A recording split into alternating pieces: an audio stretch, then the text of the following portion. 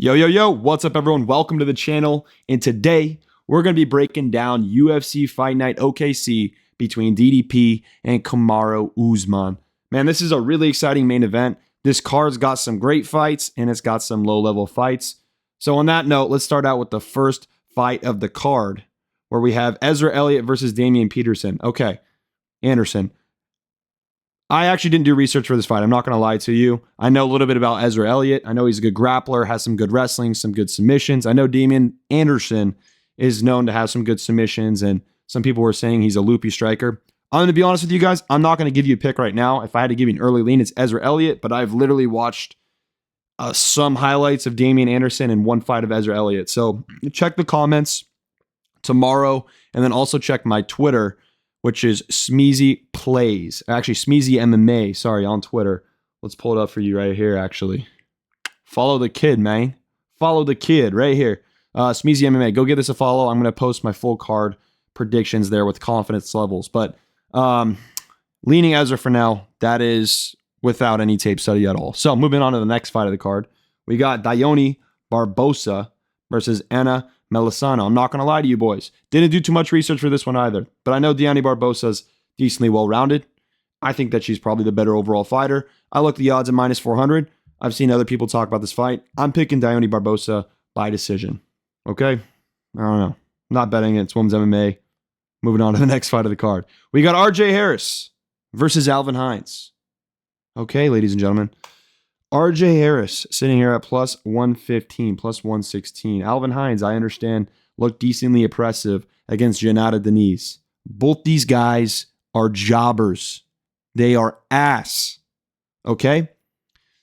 But one guy I do think is who I'm going to be picking in this fight, and I may actually end up betting him simply because he is the underdog in this matchup, and that guy is RJ Harris. I think Alvin Hines is horrible. Okay, if you watch the Janata Denise fight and you want to pick Alvin Hines based off that performance, sure. If that version of Alvin Hines shows up, I think I would predict him to win too. But my concerns in this matchup are he's been out for right around a year, maybe less, however long it's been. Let's actually look into this. Open up the quick tapology. Last time this guy fought was a little under a year ago. I don't like to see that if I'm trying to pick Alvin Hines, especially as a favorite. When you're coming off popping for steroids, anabolic steroids, some things are going to change. You saw what Walter Walker in his debut, I think it was against Lucas Burszki or whoever that Polish guy was that was absolute dick at the heavyweight division, who I don't think is in the UFC anymore, but that guy sucked. Walter Walker lost to him in his debut, okay? It was clear that he was juicing on the regional scene. That first fight back was horrible. This is a matchup where I think it could be the same exact case. I went back and I rewatched some Alvin Hines tape. On the regional scene, he's horrible. And RJ Harris is horrible too, but I do think that he can keep this fight on the feet. And on the feet, I mean, he's the quicker striker. He has some power. And I understand Alvin Hines has the takedown threat. But RJ Harris is live for maybe a guillotine. Oh my God, I can't talk today. Maybe a guillotine, maybe a front choke, whatever it might be, man. RJ Harris, I think he's live for a finish on the feet too. You never know. You never know about the durability with Alvin Hines if he's not taking steroids anymore. So I'm going to take RJ Harris. RJ Harris is 6'6". That's a big frame. He's also fought bigger fighters throughout his career. And I think there's an argument even to make that he's fought at least one, if not two better fighters than Alvin Hines. And if you look at Alvin Hines on the regional scene and you look at the guys that he's been facing, oh, look, this is a 2-0 guy. Click on him. First off, look at this gentleman. What are we doing here? He's 2-4. None of these wins have really aged well by any means. So that's something to mention. Another thing I want to mention, Philip Latu. Okay, 7-5 does suck. But if you watch Philip Latu, I think that's better than anyone Alvin Hines has fought. And this guy right down here by the name of Charlie Cleveland, this guy, I mean, he's not great once again. But this is what we're coming to. The fact that even though RJ Harris was getting his ass beat in this fight, maybe not ass beat, but he definitely was not doing well. He was getting tagged on the feet. He showed that he was tough. He came back and he found a submission win after clipping the Cleveland guy. And the Cleveland guy arguably is better than both these guys on screen at this point in their careers. To be honest, I haven't watched a recent fight of that dude either. But RJ Harris, decent power. He seems to have some ability to counter. Against some fighters, he showcased a decent ability to deal with low kicks. Hines likes the low kick. And Hines is slower than some of the fighters that RJ Harris has fought. So I don't know. RJ's fought big frames like an Alvin Hines. He's fought dangerous guys. This really is such a low-level fight, but I gotta take the dog money here. I'm taking RJ Harris. I'm gonna take him by decision. I do think that he could get this one done by KO or sub as well. I'm gonna give him like a 53% chance to win this fight. I think I will be betting him just based off the fact that he's value against the books. But Alvin Hines could come out here, man, and if he looks like he did in the Janata Denise fight, I could see him winning. But I also could see that version of Alvin Hines losing. You never know. So, dog shit. RJ Harris is the pick. Maybe a slight bet on the kid. We'll see. Moving on. Alden Correa versus Stuart Nicol. I like Alden Correa. This guy's a lot of fun to watch. Good prospect in the flyweight division. I'm picking him here. Round 2 KO is going to be my pick. Stuart Nicol's like sneaky, kind of tough. He's not horrible, but he's on a 3-fight losing streak. If you're losing to Jesus Aguilar, I'm going to be picking Alden Correa to beat you. I think Alden Correa has fought 2 better fighters and beat both of them. In comparison to Stuart Nicol, he beat Alessandro Costa in his debut on short notice. And he's got good boxing. He can fight out of both stances pretty well. He's got a good kicking game, pretty well rounded, has good subs. Overall, I just like Alden Correa's game. He's not crazy athletic, but like he definitely can find knockouts, definitely can find subs. Should be the stronger fighter in this matchup, and overall is just more skilled probably everywhere. So we're going Alden Correa, round 2 KO. Stuart Nicol, good luck. He's probably getting cut after this, unfortunately. But Correa is a good prospect to look out in the flyweight division. Not sure why you got this matchup. Maybe someone pulled out and Stewart filled in on short notice. But this makes no sense considering he's fought 2 fighters better than him. And, you know, the odds reflect that at minus 1,100. So moving on to the next fight of the card. Levi Rodriguez Jr. versus Felipe Franco. Franco, whatever you want to call him. We got another stairway cheat on this card. Levi Rodriguez. He had his win overturned against Freddie Vidal. Felipe Franco has also fought Freddie Vidal. And I'm going to be picking Levi Rodriguez because I'm sorry. If this is the UFC and you've lost to Freddie Vidal, there's no chance in fucking hell I'm picking you. I know Franco has the ability to get the grappling going. I know he has some power in his hands. And I know you can argue on the feet he's very similar to Levi Rodriguez. And he has a takedown threat. But dude, I'm sorry, bro. He just looks so fucking bad in that fight. This guy's not a dog. Levi Rodriguez, I'm not saying is either. He hasn't had to show that. But, I mean, if this fight extends, weirdly enough, I lean towards Levi. And Levi's pretty much had all of his fights end very early. So I'm picking Levi. I'm picking him by a round 2 KO. Am I going to bet him? Probably not. Coming off steroids, that's a big liability. And I think if there is a side that you want to bet on, it probably would be Franco at plus money. But this is one I'm probably going to stay away from. But the logic just stands. Bro, if you're losing to Freddie Vidal, get the fuck out of my league. Fill out a job application. Carl's Jr., Walmart, McDonald's. I'm sure somebody got you, man. Minimum wage. Maybe even work your way up to manager down the line. Felipe Franco gets dusted. Round 2. But Levi Rodriguez isn't that good either. So not super confident. Moving on to the next fight of the card. Sakyanko versus Jean-Paul Lebosnoyani. Let me actually try to say that. Lebosnoyani. JPL. Let me scroll up here. Fucking UFC website. Appreciate you. Okay. Jean-Paul is being underrated in this matchup. I understand that Sakyanko has been looking very good as of late. Let's pull up some stats here. Sakyanko beat Oban Elliott, but in hindsight, that might not be super impressive. If Jonathan Mikalev can get it done, man, come on. Now, they both have fought Philip Rowe. Sakyanko had a better performance, but John Paul still showed that he's good. Sakyanko likes to get grappling going on his own. He's got some good power in his hands, and he's probably going to be the enforcer throughout this fight. But John Paul, dude, he's got some good grappling of his own. He's got some good jiu-jitsu. He has sneaky power in his hands. If you want to argue that he's the more technical striker, you could do that.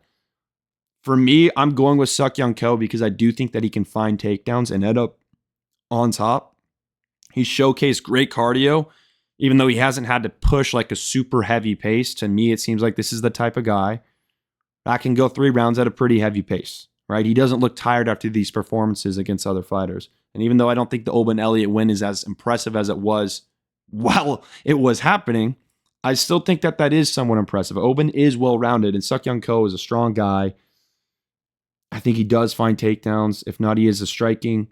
That's pretty solid. And I think overall, just being the guy shooting takedowns, I think that does a lot for the striking threat as well. You know what I mean? Everyone talks about how the takedown threat sets up. Well, actually, no, that's exactly what they say. They say the takedown threat sets up the striking. I think that can be the case in this matchup. And Suk Young Ko also has power in the hands, which can set up the takedowns as well. So John Paul, super underrated. If this fight is becoming one of those where like John Paul's stuffing a few takedowns, when he gets taken down, he's getting back up to the feet. And let's say Suk Young Ko has like a strong first round, that might not be a bad bet on John Paul. And this could be one of those fights that just ends up very close and John Paul could sneak it out. So I'm not going to underestimate him here. Suk Young Ko probably wins this one. He does look like a good prospect. And I actually was going to be really seriously considering him over Jacoby Smith when that was booked earlier this year. Okay? All right. Next fight of the card. Low confidence. I wouldn't bet him. If you're betting aside, I think JPL's got the value on it. So moving on. Next fight of the card. Between Austin Bashi and Jose Delgado, when the UFC website would like me to scroll up. There we are. Okay. All right. Austin Bashi, solid wrestling prospect, smaller for the featherweight division. Jose Delgado, dangerous striker, good knees, great straight punches, arguably beat Nathaniel Wood. And then it had a bad performance against Andre Fili. And you can define bad in different ways. You know, Andre Fili is one of those guys where you never really know how good he is because he'll show up looking like shit one night and then he'll compete with solid fighters the next. This one is tough for me to predict. I ended up siding with the underdog here in Austin Bashi simply for the reason this guy does have good takedown entries. He is really quick with his entries. Jose Delgado got taken down 4 out of 6 times by Andre Fili. And even though he gets back up to the feet very well, Austin Bashi's great at chain wrestling. His control might not be fantastic, but I'm also not ready to say he has bad control simply for the reason he fought Christian Rodriguez. And I picked Christian Rodriguez over him because I thought Christian Rodriguez has a great ability to scramble. We've seen it before.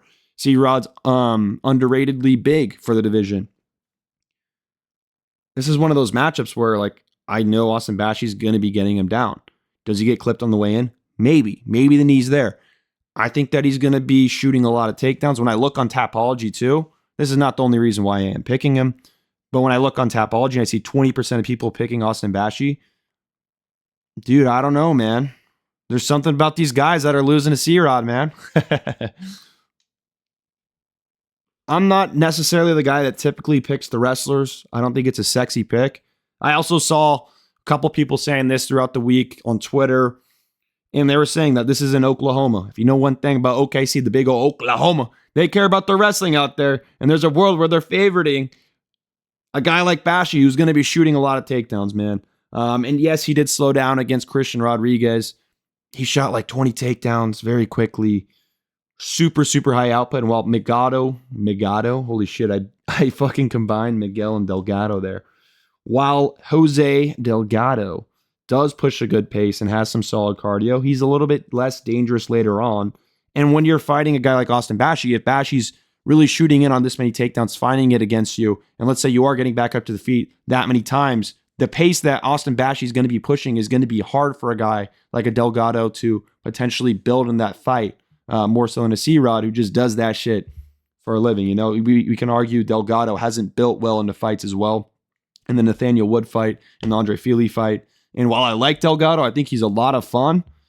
I think this could be somewhat parallel to, not as dominant, but like a Jose Ochoa versus an Asiel Mabayev of the flyweight division, where Asiel Mabayev is this quick grappler, good chain wrestler, you know, a guy that no one's super high on because they do know the possible. And the thing about Almabayev, though, is he has better cardio than a Bashi, but I'm not ready to say Bashi has bad cardio, like I said, because C-Rod's really, really good at scrambling. Stellar takedown defense, more so than a Miguel Delgado.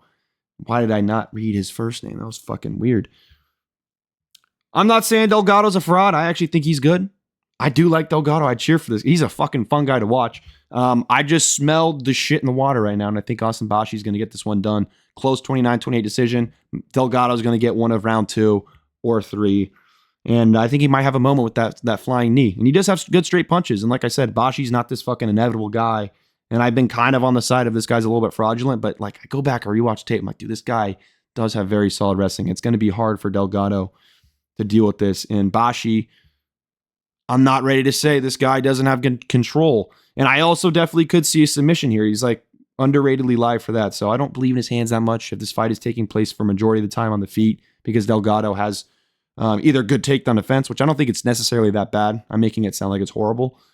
He has great get-up ability. I just think against a guy like Bashi, it's going to be hard to keep getting back up and up and up and up and up without slowing down to some degree. And if this fight turns sloppy, I like Bashi. So I'm picking Bashi, not only for the reason I think he's more live for a sub than I originally thought when I was going into this fight. I thought I was going to be picking Delgado, to be honest with you guys. But after rewatching a little bit, I think he's a little bit more live on decision to build into this fight than I thought originally. I think he's a little bit more live for a submission. And while Delgado definitely is live for the striking, I think this is like an underrated test for him. So yeah, that's the prediction. Not super confident at underdog money. I might play something. This might be one of those things where, hey, fucking, I play RJ Harris a little bit earlier in the day. If he hits, then we'll throw a little bit of that on Austin Bashi and see how it plays out. Okay, moving on to everybody's favorite fight on this card. The most contested one, Tommy McMillan versus the big Alberto Montez. Very, very interesting fight. A lot of people feel confident on their side here. And I'm picking Tommy McMillan, dude. All right, I know the Alberto Montez side is really confident. I know the Tommy McMillan side is really confident. I understand both sides, but for me, in this matchup, I'm picking Tommy McMillan. Okay, I'll break it down a little bit. Alberto Montez is the more technical fighter. If you want to argue he's a more technical striker, grappler, every facet of MMA, sure you can. Where I worry about Alberto is he doesn't have the greatest power in his hands. He does have a nice high and tight guard, but I still haven't been overly impressed with his defense, to be quite frank with you guys. I've seen him fight against some rangier strikers where some straight shots were getting through. These rangier strikers weren't super powerful. There's a guy in the Contender Series that had a little bit of success. Granted, not a whole lot of success, but that's a fighter that's much worse than Tommy McMillan. And I know McMillan has fought shitters. And David McGoyam, who actually isn't that bad. If you look into it, he actually has pretty good wrestling credentials. Let me pull up some stats for you here. But Tommy McMillan stuff, 2 out of 12 takedowns. And mind you, 2 of these takedowns came when he was rocked, if I'm not mistaken. I went into this fight thinking I was going to be predicting Alberto Montez by submission or decision. And then I actually thought about it. And I went through the fight. And this just feels like Cameron Simon versus Peyton Tabit. Okay, I know people are not going to like that. Because like, bro, you can't compare Tommy McMillan to Peyton Tabit. I just did! Okay? But I think Peyton Tabit was way better in that fight. Like, going into it, I was much higher on Peyton Tabit's outlook in comparison to a Mommy McMillan. Holy fuck, I can't talk. Mommy McMillan. Fucking hell, bud. Don't fucking listen to my predictions. I can't even speak. I can't even say this guy's fucking name, man. Okay. What I'm trying to say is going into that matchup where Peyton Tabit took on Cameron Simon, I was much higher on Peyton Tabit than I am in Tommy McMillan. And I actually have been on the Tommy McMillan is a fraud train for a large part of this ride. But this is a matchup where I don't know if Tommy McMillan's flaws are really going to come out. You know, he's got the frame advantage. He's the dog. He's a fucking dog, man. Alberto Montez, front choke merchant, some people may say, right? Tommy McMillan has some good front chokes of his own. I mentioned Ezra Elliott earlier on in the card. I did give you a full prediction on that. Yes, I know. Once again, check my Twitter, check the comment of this video. In a little bit of time, we'll have that prediction out. But I do know that he's a high-level grappler, and there are some good grapplers in that Sean O'Malley camp. Mario Bautista just looked really good last weekend. That's out of the Sean O'Malley camp. I believe in this camp. Tommy McMillan is 26 years old versus Alberto, who is 32. If anyone's going to be making big improvements fight to fight, it's going to be a Tommy McMillan, okay? Tommy McMillan, not only does he have great power, not only does he have good chin recovery, he showcased good takedown defense. I feel like the way I was building up that sentence is I was going to like have this massive bomb of a point and I was going to hammer this home. I just didn't have it there. Not only, but like ultimately, like he's more well-rounded than people will say. Yes, he's hittable. Yes, he's sloppy. Yes, he overextends. But when he lands clean, bro, it's going to be a problem for Alberto Montez, dude. Let's go to Tapology so you guys can just, I'm telling you, this guy is not like this beautiful fucking boxer that you guys all see. He's got 1 KO. I'm not saying that he can't fucking KO Tommy because Tommy is fucking hittable. Tommy can gas out. He could blow his load early. But what I will say is the power threat on the feet is not there from Alberto Montez. I don't love Alberto Montez's takedown entries. I think David Mgoyem arguably is a better wrestler. And we saw Tommy survive a nasty choke from David Mgoyem while he was rocked. And he dogged his way through it. And he built himself back into that fight. And he won it. Unanimous decision, okay? I think he's sloppy. I think he's shit. I wanted to pick Alberto going into this fight week. I'm picking Tommy, guys. I think he's got good takedown defense. I think this takes place on the feet. I've seen Alberto struggle against rangy strikers, and Tommy not only is a rangy striker, but he does have good power as well. And I think he finds a shot on Alberto Montez right around round 2, and he hurts him bad. And Tommy's, weirdly enough, very live for a submission with that front choke because he's also very good at it himself. But I think Tommy does find a KO in the second round. I think he knows this is a big step up in competition.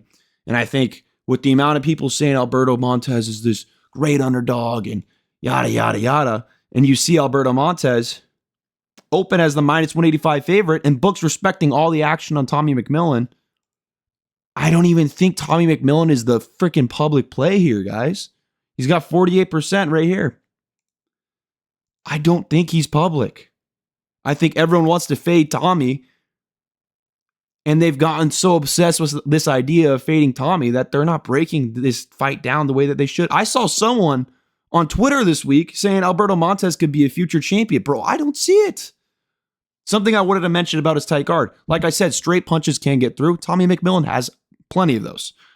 That wasn't the point I was going for, though. Sometimes these Alberto Montez counters where he's looking slick, I'm rewatching him against Tercios on the Contender Series, some fights on the regional scene, and sometimes his distance management looks a little bit off to me. Maybe it's just because he's a shorter guy, so he's not able to land strikes from a far range. I'm now 22 minutes in this video. Okay, I'm going to wrap this prediction for this fight up pretty quick, but sometimes like his pull counters, dude, or like the spots he's in for pull counters, he's just so close to his opponent. It's like, all right, I know you're short. I know you probably don't have the greatest reach, but even you are too close to your opponent. Sometimes his distance management looks bad to me. I don't think beating Ricky Tercios is super impressive. The way he beat Ricky Tercios was fucking sick. But once again, guys, it's Ricky Tercios. So Tommy McMillan to me, where I was comparing Peyton Tabit and Cameron Simon, I'm going to get back around to this and try to hammer this home. Cameron Simon was viewed as the guy that arguably is more technical all around with the striking, with the grappling, with the wrestling. We've seen Peyton Talbot at that point get out grappled. We've seen him get hit a bunch. Tommy McMillan's different in the journey, yes. Like obviously, you can say Tommy has better takedown defense. There's not perfect parallels, but we've seen Tommy get hurt. One thing about Tommy is he's physically imposing, similar to a Peyton Talbot who is physically imposing. Now, Peyton Talbot's timing is much better, but even now at the top level, you can see Peyton Talbot technically does have some holes in his game when it comes to the striking, and he's able to win matchups and dog his way through fights just because of his physical tools. To me, Tommy McMillan does have very solid tools. We'll see if he blows his load early like he did in the Ngoyem fight, kind of, but even then, he built his way back into that fight. So my pick is Tommy McMillan, round 2 KO. I do massively worry about him blowing his load and gassing out late, but I could see this fight going a lot of ways. I'm not saying Montez cannot take down McMillan. I'm not saying he can't find a submission. And I'm not saying he can't have success with the striking. He could build into this fight. He's been in more decisions than McMillan, and that is something to note. I just do think that this is both of their best opponents that they have faced, in my opinion. So one of these fighters is going to end up looking really good. And to me, whoever it is, I still don't know if I'm going to be super high on him, you know? Once again, I was on the Tommy McMillan as a fraud train right after that Contender Series fight. I'm not necessarily off it. I just think this is a good matchup for him based off of that. So Tommy McMillan is my pick. I actually bet him earlier in the week in a parlay with fucking Argentina and Spain, or Argentina and England today to go under 2.5 goals. And that fucking didn't decide to happen because of some bullshit, dude. Every time, as soon as I go over 4 units, my bets are guaranteed to miss. But not only are they guaranteed to miss, they're guaranteed to get really fucking close to hitting, right around that 90% mark live odds, and then just fuck me in the ass. So I would have had a parlay with Tommy McMillan minus 110 in Argentina for 4 units, which was probably an overbet for sure, but I was up last week, so fuck it. Now at minus 150, I don't know if I'm going to be playing it. You know, I might play Tommy McMillan by KO or Tommy McMillan round 2, to be honest with you. But outside of that, I think I'm going to fuck off and just hope my take's right on this. Okay. Montez is not bad, by the way. I made a lot of points for McMillan. I want to say Montez definitely could get this one done. I'm just personally siding with the McMillan side here. All right, next fight of the card, baby. Kabuya! Fatima Klein versus Tabitha Ricci. We're going to be going with Fatima Klein. I think she keeps this fight on the feet. I think she's the better striker. I think it's as simple as that. I think she wins this one by decision. Tabitha Ricci at this point is good looking, but she's not the greatest fighter, okay? I've wanted to believe in her a few times. She's going to shoot takedowns if she gets them. Good. Even if she gets a few, good. I think Fatima Klein will be able to keep this striking on the feet for a majority of the fight. And in that position, she should be winning, okay? It's women's MMA. Minus 550 might be a little bit steep. Tabitha Ricci could be live. I'm not betting it. I'd prefer not to watch it, but they put it on my main card here, so fuck you. All right, Fatima Klein by decision is the pick. Moving on to the next fight. Chase Hooper versus Mitch Ramirez. I am picking Chase Hooper by round 1 submission here. I could see Mitch Ramirez stuffing takedowns and KOing Chase Hooper in the first round. I don't love Chase Hooper's takedown entries. Now, I do think that he should be able to win this fight. Mitch Ramirez isn't great. He isn't great. I mean, I think that's just kind of what it is. Does he throw pretty heavy strikes? Yes. I do feel like Chase Hooper's last couple of opponents that have knocked him out are more powerful than Mitch Ramirez, but Mitch Ramirez, with the way that he throws, definitely could put away a guy like Chase Hooper. So, to be honest with you, that'd be fucking hilarious. I'm not going to bet this fight. I think if there's value on one side in comparison to the other, it's going to be Mitch Ramirez.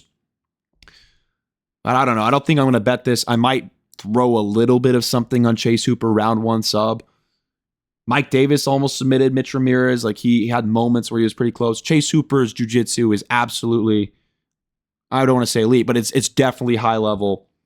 And I think he could get this one done, even though Mitch has survived some pretty solid grapplers throughout his career. So Chase Hooper, I think he will find the takedown. Even if he fails, like, I could see him working around to the back somehow and then finding a sub from there or getting something going. I'm not super high on his striking, but once again, he's got the reach advantage. I've been tricked by it a few times. It just does feel like he's due to get one, doesn't it? It really does. So we're going to bet him round 1 KO. I don't know. No. I don't know if I'm going to bet him. I'm going to look at it, see the odds. If it's juicy, I might throw a very small amount on him. But I'm not playing this one. I'm not playing. I need to see Chase Hooper look good one more fight before I start betting on his money line. You know, that's my take on it. Moving on, next fight of the card, man. Let's get into CLD versus Jared Cannonier. Interesting fight. Jared Cannonier, 42 years old, still looking crisp, man. Still looking crisp. CLD, this guy is a bonehead, but I think he gets this one done. At minus 370, you're welcome to play it. I've seen Christian Leroy Duncan do some dumb shit while I've watched. I've seen him just blow a fight to Armin Petrosyan. I mean, we could go through a lot of moments. He looks good against Roman Dolidze until he doesn't. There's other moments as well throughout his career, but I think we'll leave it there. Stylistically, CLD should be the better striker at this point of his career. He's the more dangerous guy at this point in his career. Jared Cannonier probably still has some good power. Is decently well-rounded, will shoot takedowns, will work with the clinch, and CLD will be the guy that will entertain the clinch probably too much throughout this fight. So that's why I'm actually going to pick CLD by decision. I know KO is probably pretty popular. I actually haven't checked it on Tapology. Oh, no. Okay. Most people are picking him by decision. I'm picking him by decision. I think he'll have 2 like pretty clear rounds and then like 1 round that's going well, and then he just somehow like fries out and just blows around by like clinching or like some bullshit, and Cannonier like maybe like finds a big shot. Like, as much as I want to hate on Cannonier and call him washed, like he still cracks, like he's still fought against good fighters, and CLD's still like, he's still got some losses on resume. You know, beating Polyaev, Anders, Tulio, and Dolidze, that doesn't make me feel like he's this fucking beautiful prospect that's past all of his problems. You know, Jared Cannonier, like a Gregory Rodriguez, is a guy that, you know, he is hittable, a little bit chinny, but they got some damn power, and they will shoot some takedowns, and they will clinch up, and they will do all of that. So Jared Cannonier to me is a little bit live. He's a little bit scary. I don't know how he hasn't got knocked out in these 3 performances, all of them, honestly, bro. He basically got fucking deleted in this Cal Bahayo fight at the end. Imavov did KO him, actually. Yeah, well, shit. Greg Rodriguez fucking really put a lot of damage on him, but he's got good chin recovery. I could see CLD like rocking him and Jared Cannonier recovering like in a clinch or something like that, or just CLD not being able to put him away. CLD is the better striker. Like I said, he's the quicker guy. He does have some like grappling of his own, but he's hard to trust at big minus odds. He just is. I can't explain why. I think he gets this one done. I like Jared Cannonier too. I don't want to see him get KO. I really don't. I want to see Jared Cannonier like fucking sail off on his high horse and like get a good knockout against like a fucking Roman Dolidze or some fucking guy like that. So the pick CLD, I'm going to pick him by decision. I'm going to say 29-28 with 1 round where he just fry balls. All right, next fight of the card is the main event. We're here. Let's see how deep I am into this video. We got 31 minutes. All right, we're going to try to wrap this up somewhat quickly. If you're here, still, I appreciate you guys. If you're just skimming to here, also welcome. Make sure to like and subscribe, man. I got 3 subscribers. I appreciate every single one of you guys, but I'd appreciate some more of you guys. So hit that shit. Give me a little like. Show me a little bit of love. In this matchup, man, I wanted to be the sharp guy, dude. I wanted to be the guy picking Kamaru Marty Snooze, man. I want to be the Maru Usman guy for this weekend, but I couldn't. I had to pick DDP, man. And when it comes down to it, I just think Khamzat Chimaev, more so specifically the Khamzat Chimaev that fought DDP, whoever that was, it's better than Kamaru Usman. And it's going to be better than Kamaru Usman that shows up this weekend on Saturday. Saturday night, baby. Realistically, DDP looked like shit in that Khamzat fight, but I went back, I rewatched, and like I convinced myself of these moments. All right, first off, one thing is clear. Khamzat is a much quicker wrestler than a Kamaru Usman. Second off, Khamzat is a better chain wrestler than a Kamaru Usman. Okay? Third off, Khamzat is more dangerous with the submission game. I know he didn't go for many submissions, but it was clear that DDP did not want this guy taking his back. Okay? Kamaru is not as dangerous with the subs. I think his takedown attempts are much more telegraphed than a Khamzat Chimaev.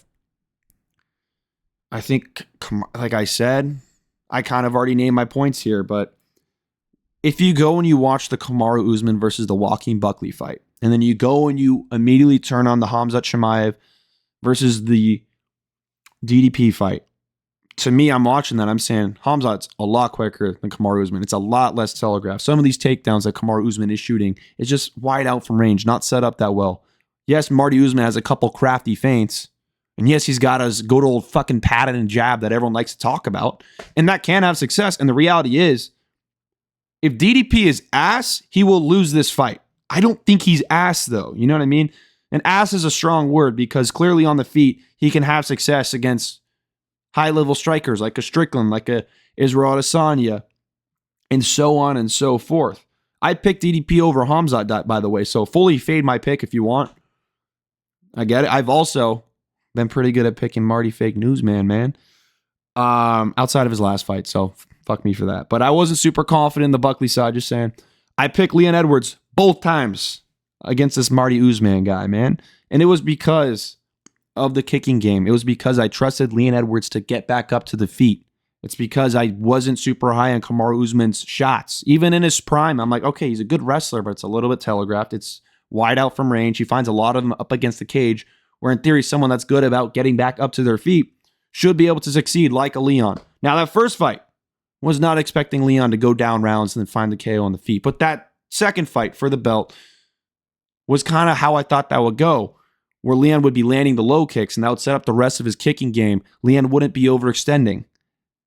This fight is not a direct parallel of that. DDP is not as good at getting up to his feet as a Leon Edwards. DDP is not as tight as a Leon Edwards. DDP is not as comfortable off his back foot as a Leon Edwards. But here, what DDP is he's a big fucking bastard that just wins fights, man. And it's hard to pick DDP because you never know when he's just going to piano max, referring to the DDP by falling piano meme. But there's a reason why there's so many memes about this guy's fighting style, but he just gets shit done. And Kamaru Usman even said in his interview, one of the last things to go on DDP throughout his entire career is going to be his will. And, I was thinking about it. I'm like, dude, Kamaru's smart, man. He knows all the things to consider going into this fight. I want to pick a guy like Marty here. But then I go back and I watch round 5 where Buckley's pushing for that finish, really pushing for that 5th round. And he's really going for it, And it kind of reminded me of DDP. Obviously different styles. There's some parallels between Buckley and DDP, which I will mention. And I was trying to make that comparison between DDP and Buckley to try and get myself to pick Kamaru Usman, get some sexy, juicy underdog value. And honestly, I still think it's value. I'm not saying that that's not a crazy pick. Like, honestly, I still almost picked him. But I had to man up and make a pick today. I had to get this video out today. I'm still giving Kamaru like a 47-ish, 45% chance to win this fight, probably. And even then, that's still crazy value. Like, that's minus or plus 125-ish, that kind of range. I'm picking DDP. This might be a little bit crazy, but round 4 KO. And I feel like I was going to pick him by decision, but something about it, man. Something about it. I think he's going to come out looking really good. I think Kamaru's going to fail a few takedowns from range. And while his cardio arguably will be improved at the middleweight division, in round 5 against Buckley, I don't know if he slowed down. I don't know if it was just the pressure from Buckley coming that Kamaru Usman wanted to do everything in his power to stay safe.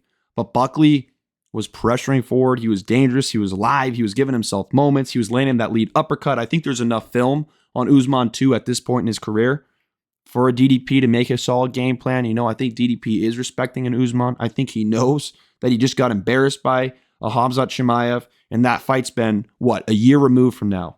I like his coach. I love his kicking game, by the way. I think his kicks are great. Like, not only are they powerful, they're really quick. And you saw that in the Sean Strickland rematch. I picked him and bet him in that Sean Strickland rematch, okay? I might have picked Sean the first fight, so fuck me. But I'm pretty good at missing a DDP fight and then getting the next one right. So with that being said, I missed the last one. We're coming back. We're doubling down on the DD pluses here. I don't know how confident I am in him winning by KO, but I just think like round 2, let me go through a couple moments. I want to say it was either round 2 or round 3. I think it was round 2. Khamzat comes out. He shoots a very quick takedown. DDP gets a good sprawl on it. Khamzat adjusts his angle, shoots another takedown, and gets DDP from there. Then DDP gets controlled. And if you want to argue that Kamaru's whole game is that controlling kind of style, go for it. I'm just going to say that Kamaru Usman fails takedowns because he shoots from range and he doesn't reshoot. Khamzat Chimaev is very good at that. I think DDP, with the pressure, with the power, is going to be very threatening for Kamaru Usman. And while Kamaru is going to have that jab going for him, he's going to have that feint going for him. I think not only will DDP have the kicks coming back towards Kamaru Usman, not only will DDP be the biggest fighter that Kamaru's ever faced, and Kamaru's used to being the bigger guy. You guys got to think about this. And I know Kamaru had this fucking almighty performance on short notice against Khamzat. Like, I've considered all these things. It's hard to pick against DDP. It really is. Like, I thought about this before I made this video, and I was like, all right, let's say I pick DDP versus me picking a Kamaru Usman. When I make this pick, right, which one makes me feel more stupid? And it's something about trusting a 39-year-old in Kamaru Usman, and I don't even think he's that washed. It's just, for me, I've always kind of been skeptical of the striking of Kamaru Usman. I can admit he has a good jab. But against Buckley, this wasn't like the almighty jab fucking spawned in from the Trevor Whitman camp. Like, it wasn't the greatest thing I've ever seen. It wasn't ultimately successful. I think it was just more Buckley not looking good. And in hindsight, now Buckley goes out there and gets dominated by Sean Brady. You know what I mean? Maybe it's not a Kamaru Usman fucking thing. It's more of a Buckley issue. And I know that's kind of annoying to say because, give Kamaru Usman his credit. And the reality of this fight is, and I hate to say it for Kamaru, if he goes out there and he dominates DDP, it's not a super impressive win.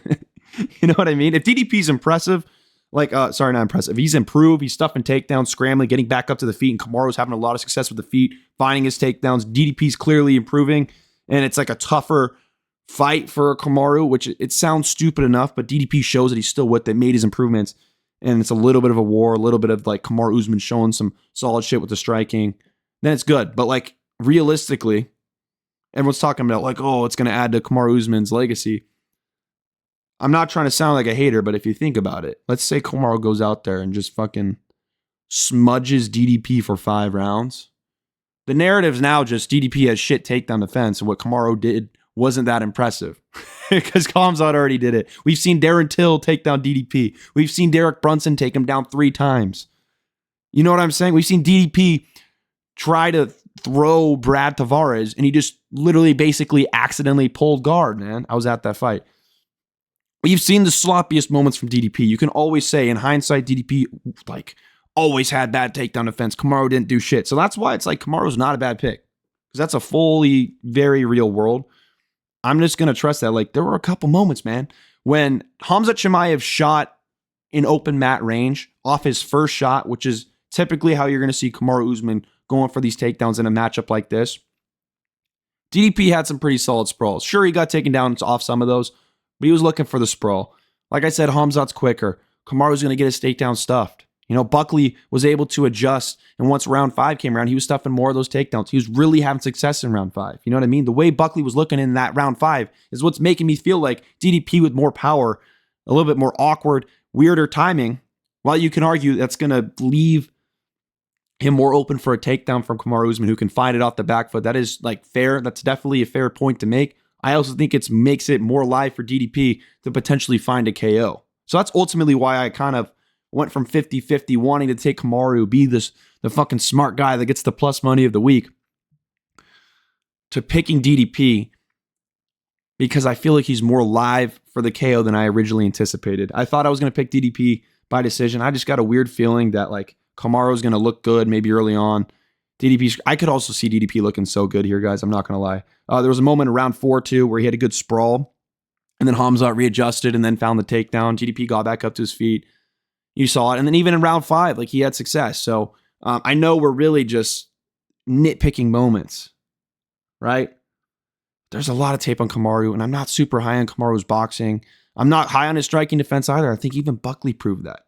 And while you can say Buckley and DDP are both guys that are loopy swinging power punchers that will blitz in and have a good kicking game and will do switch stances, but they're both plotty and have showcased bad takedown defense and not a good ability to get back up to the feet. If that's the parallel you want to make, that's a fair thing to say. And if you want to say Kamaru has better cardio than Khamzat Chimaev, that's a fair thing to say. I'm just going to say Khamzat Chimaev is the better wrestler than Kamaru Usman, and that Khamzat Chimaev that showed up against Dricus du Plessis, he beats Sean Strickland without a doubt in my mind. You know what I mean? I think Khamzat Chimaev beats Sean Strickland in a rematch. I still am really high on Khamzat Chimaev. I know it's easy to hate on him, but he's a damn good wrestler. He's a better chain wrestler than Kamaru Usman. He's got quicker takedowns.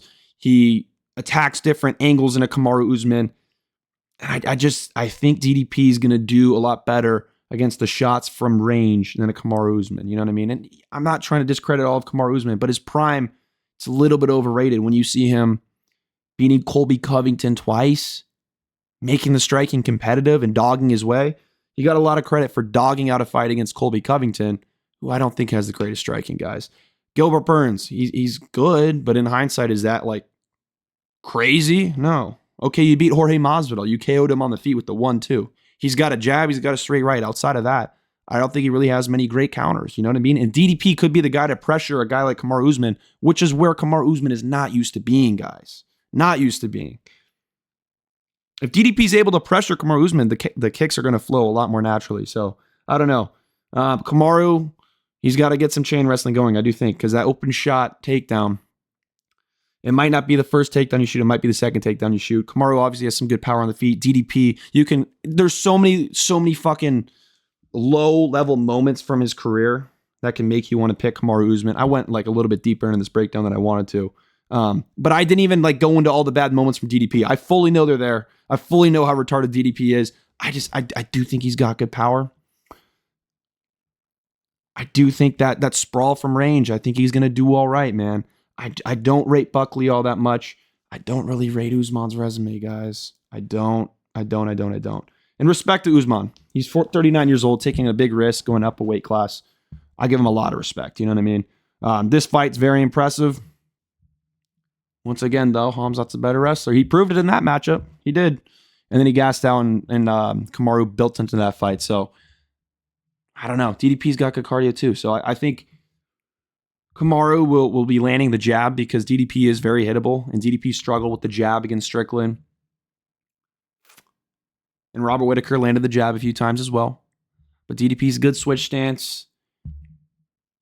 He's just got very quick kicks as well. Like we know Kamaru Usman has bad knees. And actually, I do want to mention this point too. Everyone's saying, oh, Kamaru Usman had to walk downstairs backwards. For reference, you can't see my face, so you can't verify this shit. But for reference, man, I can windmill dunk a basketball, man. I'm tough as hell. Remember that shit, okay? I can windmill dunk a basketball. I've had weeks where I've had to walk backwards down steps. Now, some people just have bad knees. I have another friend that's very athletic, can do a little tween, a little East Bay action. This guy walks down backwards stairs too. It kind of just depends how active you are on your knees. Now, at this point in his career, at 39 years old, that's probably a big problem, especially in MMA when you're going to be facing low kicks. So that probably wasn't the greatest parallel. That was probably just me trying to tell you guys that I can windmill dunk, which I can do. So, fuck yeah. But like realistically, like I've had bad knee issues where I've been like walking down backwards on steps, like really, really fucking hurting. But like if you understand that your knees hurt and you take like a week to like recover, stretch, do the right things, warm up, like you can always come back. Like I always found that like even when like I was walking down backwards with steps, if I really needed to go play, then I would go warm up, like really take like a long session of like warming up my knees. And then I could go play for an hour, 2 hours, whatever it is, and be fine. And then the next day would hurt, if that kind of makes sense. So in this case scenario, it's probably not directly applicable because, you know, warming up your knees and then going and playing hoops and then getting low kicked, that probably would be something that re-aggravates your knee problem. But I just want to say, man, I know a lot of people that have knee problems and have to walk downstairs backwards or limp everywhere or look horrible when they walk. But they're some of the most athletic people that I know and that you can recover. So I know it's the fucking fun take to say Kamaru Usman's washed and this, that, the other. But can I just float out a theory too? We're calling him washed because he lost to Leon, and Khamzat. Those are the three best fighters he's fought in his career. I'm counting Leon twice as two fighters. Those are two of the best fighters he's fought throughout his career. Was he washed or were these just tough fighters? Tougher fighters than what he fought in his supposed prime? I think so. I think he's not in his athletic prime. I think that is true. But just because he got KO'd by Leon and then looked worse in a rematch doesn't mean shit. If you get KO'd by a head kick by someone, obviously that's going to set up the low kick, other kicks, other looks as well. And then you can also say Leon was in elevation. And there was also a bunch of weird moments in that first fight. So I picked Leon both times in that fight. I'm picking DDP here. I'm not super confident DDP, but I like the kicking game from him. I think he's going to be able to straddle the takedowns from Usman. Like I said, Usman likes to shoot from range, and he doesn't like to shoot many takedowns and like chain wrestling exchanges the same way that Khamzat does. I think Khamzat's a better pure wrestler. Khamzat's better up against the cage, although Kamaru is very good up against the cage. I think if there is a place that DDP can't survive, it's going to be up against the cage. And without the submission threat of Kamaru Usman, I think DDP might take more risks in getting back up to the feet. So I'm picking DDP. I'm going to go round for TKO. I think he's just going to wobble Usman in like a weird kind of scenario. I kind of just hope this is a war where they both look good. DDP ends up pulling it off. And we don't see Kamaru KO because I do like Kamaru. Like I have a lot of respect for Kamaru. At 39 years old, this is good. To see him back and taking a matchup like this. But hey, we'll see, man. DDP's the pick. Not super confident. Let me know what you guys think about this video.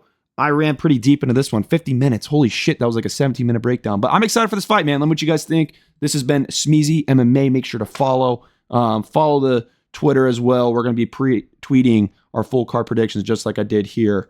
I've been over 70% prediction rate the last 2 weeks, but with how chalk it has been, that ain't mean shit. So we're sweeping this weekend. Take care, guys. Have a good one. Peace.